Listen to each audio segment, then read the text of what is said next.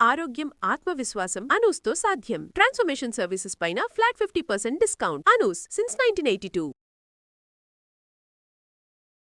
అయితే పెద్దవాళ్ళు చేసే వంటలు కొన్ని ప్రత్యేకంగా ఉంటాయి. కొంచెం కొత్తగా పెళ్ళైన పిల్లలు, చిన్నవాళ్ళు ఈ సాంప్రదాయ వంటలు చేయలేమని భావిస్తారు. కంద బచ్చల కూర, అరటికాయ ఆవపెట్టి కూర అలాంటివి. అయితే మనం పెళ్ళిళ్ళల్లో ఎక్కడైనా దేవుడి భోజనాలప్పుడు ఈ కూరలు తింటాం, చేసుకోవాలనిపిస్తుంది. మనకి రాదు, ఎవరైనా పెద్దాళ్ళు ఉండాలని భావిస్తూ ఉంటాం. కానీ అలా ఏమీ భావించక్కర్లేదు. ఎవరైనా కూడా సాంప్రదాయ వంటలు చాలా సింపుల్గా చేసుకోవచ్చు. ఈజీ మెథడ్లో ఎలా చేసుకోవాలో చూద్దాం. కొన్ని ప్రత్యేకమైన వంటలు మేము చేసి చూపిస్తాము. మీకేమైనా ఫలానావి కావాలి అంటే అవి తప్పకుండా మనకి మెసేజెస్లో తెలియజేయండి. వాటిని కూడా ట్రై చేద్దాం మీకు సులువుగా నేర్పించడానికి. అయితే ఇవాళ కంద బచ్చల కూర చేసుకుందాం. కంద బచ్చల కూర ఎలా చేయాలి? కంద తెచ్చుకోవాలి.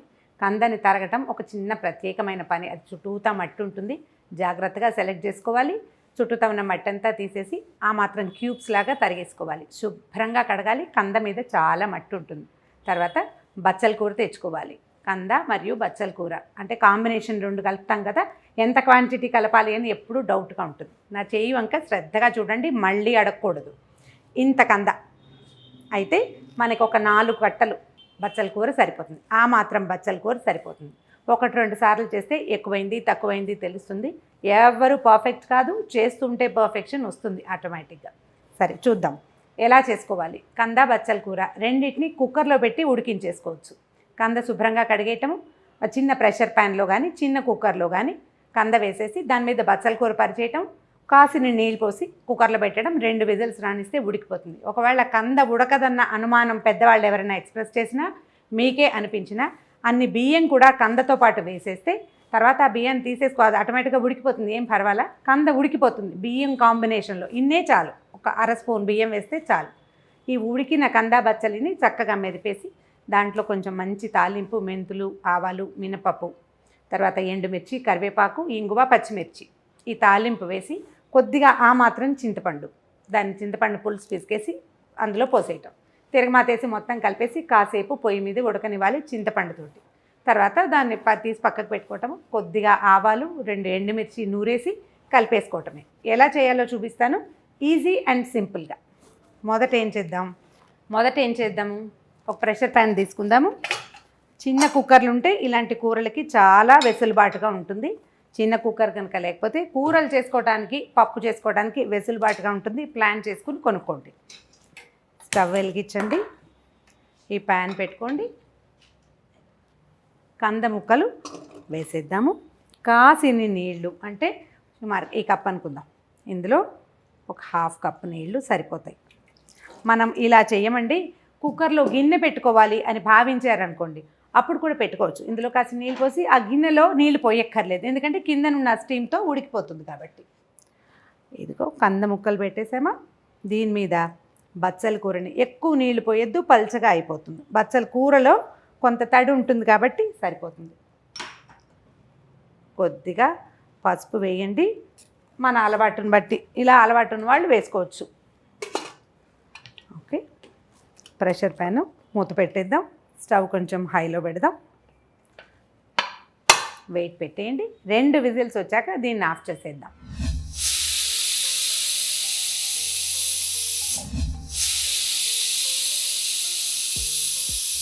రెండు విజిల్స్ వచ్చినాయి, మనం కుక్కర్ ఆపేసేయచ్చు, స్టవ్ ఆపేసేయచ్చు. ఒకవేళ మనం ఇందులో నీళ్లు పోసి గిన్నెలో స్టీమ్ అయ్యేలాగా పెడితే కనుక ఆపేస్తే ముక్కలు ఉడకవు, జ్ఞాపకం పెట్టుకోండి. గిన్నె కనుక పెట్టామా తప్పకుండా ఒక 5 నిమిషాలు సిమ్లో పెట్టాలి, అప్పుడే మెత్తగా అవుతుంది. ఇప్పుడు మనం డైరెక్ట్గా పెట్టాం, హీట్ మీద ఉంటుంది కాబట్టి సరిపోతుంది.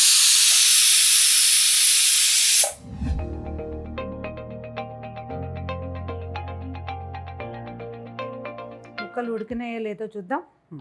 ఉడికిపోయినాయి. వీటిని ఒకసారి పైకి కిందకి కదపండి. అండ్ ఈ మనం ముక్కలుగా తరిగాం కదా, దాన్ని కొంచెం గరిటతోటి కొద్దిగా మెత్తగా అయ్యేలాగా ఎనిపేసేయండి. ఇది ముక్క భావకంగా కనపడక్కర్లేదు. ఒకసారి మొత్తం మెదిపేసేయండి. ఇందులో ఉన్న ఈ ముక్కలుగా తరిగాం కదా, దాన్ని కొంచెం దగ్గరగా అయ్యేలాగా ఒక్కసారి మెదిపి తర్వాత ఏం చేద్దామంటే ఇందులో ఒక చిటికెడు పసుపు, తర్వాత సరిపడా ఉప్పు, తర్వాత కారం వేసుకోవచ్చు, ఎర్రగా బాగుంటుంది. మనం చింతపండు పులుసు వేస్తాం కదా. అయితే దీంట్లో ఏం చేద్దాం, మనం ముందుగానే తడిపి ఉంచుకున్న చింతపండు పులుసుని వేసేయాలి. సుమారుగా ఇప్పుడు మనం చేస్తున్న కూరకి ఒక చిన్న ఉసిరికాయ కంటే ఒక నలకంత ఎక్కువ చింతపండు సరిపోతుంది. రసం పలచగా తీస్తే ఏమవుతుందంటే కూర నిదానంగా ఉడుకుతుంది. చింతపండు పులుసు పోసిన తర్వాత కాసేపు దీన్ని స్టవ్ మీదే ఉంచాలి. మనకి ఇది చక్కగా ఉడకాలి పులుసుతోటి. పలచగా చేసాం కదా, ఇంక ఏ ఇబ్బంది లేదు, ఈ కూర ఆటోమేటిక్గా చిక్కబడిపోతుంది. ఓకే, ఇది ఇలా ఉంచి దీంట్లోకి తాలింపు రెడీ చేసుకుందాం మనం. ఈ కందా బచ్చల కూర ఏంటంటే అత్యంత సాంప్రదాయ వంటల్లో చాలా సాంప్రదాయమైంది. సాధారణంగా పెళ్ళిళ్ళల్లో, గృహప్రవేశాలప్పుడు, తర్వాత ఏమో మన నిశ్చితార్థానికి కందా బచ్చల కూర తప్పకుండా ఉండాలంటారు. అయితే ఇందులో ఏంటంటే మనం అన్నిట్లలో వాడేలాగా ఉల్లిపాయలు, వెల్లుల్లిపాయలు అవి వేసుకోం. వాటిని వాడాల్సిన అవసరమే రాదు. కొంచెం దేవుడికి పూజలప్పుడు అప్పుడు కూడా ఇలాంటివి చేసుకుంటే ఏంటంటే ఉల్లిపాయ అవసరం లేకుండా ఉండే కూరలు కొన్ని ప్రత్యేకంగా ఉంటాయి కదా, అందులో ఈ కంద ఖచ్చితంగా పెట్టుకోవాలి. అయితే చేయడం కొంచెం కష్టమని, ఒకవేళ దురదొస్తుందని మనకి చాలా అనుమానాలు ఉంటూ ఉంటాయి. చేస్తూ ఉంటే అదే అలవాటు అయిపోతుంది, అంత పెద్ద ఇబ్బంది ఏం లేదు. అండ్ బచ్చల కూర వేస్తాం కదా, ఈ బచ్చల కూరలో ఏంటంటే బచ్చలి ఐరన్ రిచ్, అది కందలో ఉండేటువంటి ఆ వాతం చేసే గుణాన్ని కొంత పోగొడుతుందని చెప్తారు. అందుకని ఆ రెండింటిని కాంబినేషన్ కలిపి ఉంటారు. బహుశా మన దొడ్లో ఎక్కడైనా కాస్త బచ్చలు తీగ ఉంటే అప్పుడప్పుడు వండుకుంటుంటే మనకు కూడా అలవాటు అయిపోతుంది ఈజీగానే, ఏం కష్టం కాదు చేయడం. అదిగో నూనె కొంచెం కాగింది. తిరగమాతకి ఖచ్చితంగా పులుసులో వేసినంటే ఇలా పులుసు పైన పోసిన కూరలకి మెంతులు మస్ట్ అండ్ షుడ్గా వేసుకోవాలి. ఇవి కొంచెం వేగనిచ్చి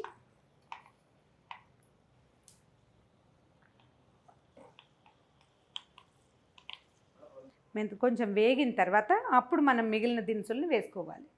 మెంతులు వేగిపోయినాయి. మినపప్పు, ఆవాలు కొంచెం పెద్దవైతే ముందేసుకోవాలి, చిన్నవైతే కొద్దిగా వెనకేసుకోవాలి, చూసుకోండి.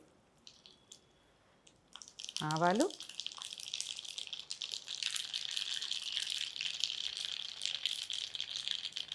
తర్వాత కొద్దిగా ఇంగువ, ఎండుమిర్చి ముక్కలు. ఇది కొంచెం వేగిన తర్వాతే మనం పచ్చిమిర్చి వేసుకోవాలి. మనం ఇక్కడ జ్ఞాపకం పెట్టుకోవాల్సిన సంగతి ఏంటంటే ఈ కూరల్లో జీలకర్ర వేయం. పచ్చిమిర్చి, ఆ తర్వాత ముందే శుభ్రంగా కడిగి పెట్టుకున్న కరివేపాకు.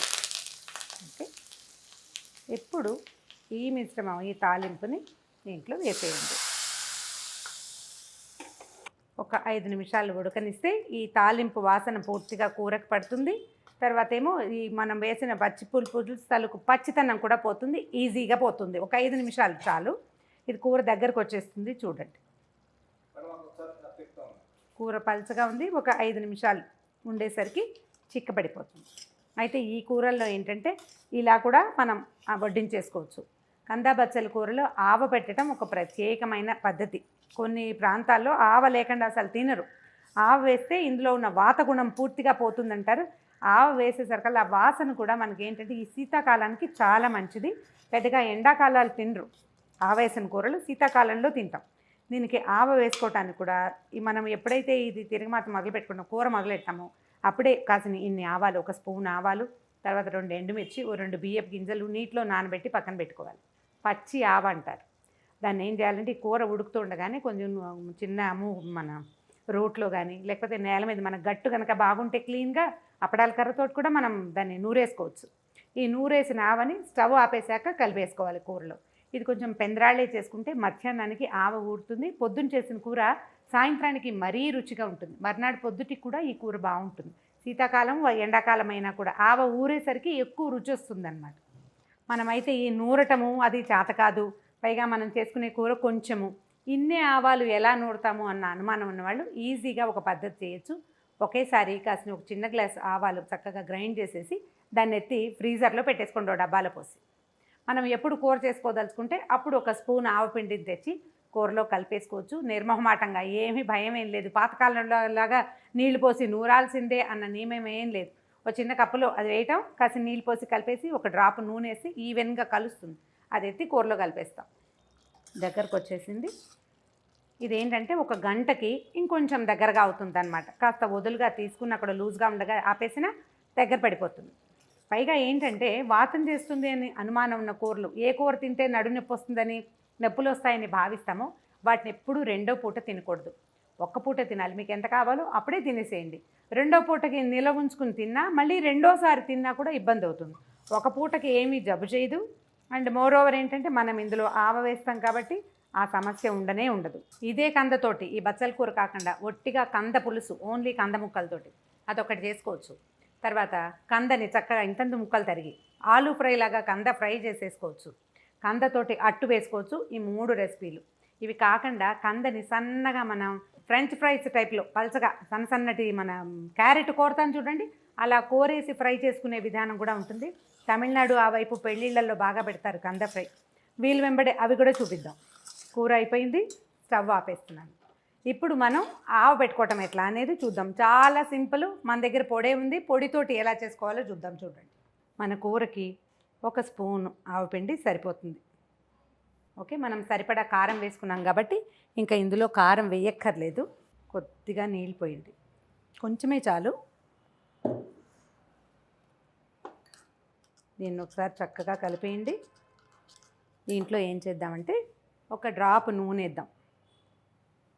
పచ్చి నూనె వేయచ్చా అని అడుగుతారు. పచ్చి నూనె నిరభ్యంతరంగా కందకూరలో వేసేసుకోవచ్చు, ఏమీ అనుమానం లేదు. మనం నూరేటప్పుడు వేసుకుంటే ఇంకా బాగుంటుంది.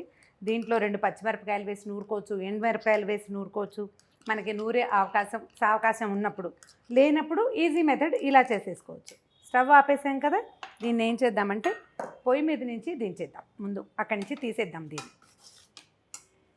ఇప్పుడు మనం కలిపెట్టుకున్న ఆవని ఇందులో వేసేయండి. పొడి వేసామనుకో, వేయచ్చు పొడి కూడా, కాకపోతే ఈవెన్గా కలవలేదనుకోండి అప్పుడు కొన్ని చోట్ల చేదుగా, కొన్ని చోట్ల ఆవఘాటు ఎక్కువగా, కొన్ని చోట్ల తక్కువగా అలా ఉంటుంది. ఇలా చేస్తే నీటిలో కలిపేసి ఈజీగా కలిసిపోతుంది. ఆవాల వాసన వస్తుంది. ఇది ఇంకొక అరగంట పోతే ఇంకా మంచి వాసన వస్తుంది, బ్రహ్మాండంగా ఉంటుంది. ఆవు కూడా పెట్టేసాం. ఒక చిన్న బౌల్లోకి తీసేసుకుందాం దీన్ని. ఆవు పెట్టిన కందా బచ్చల కూర రెడీ అయిపోయింది. మరిన్ని సాంప్రదాయ వంటలతోటి మళ్ళీ కలుసుకుంటూ ఉందాం.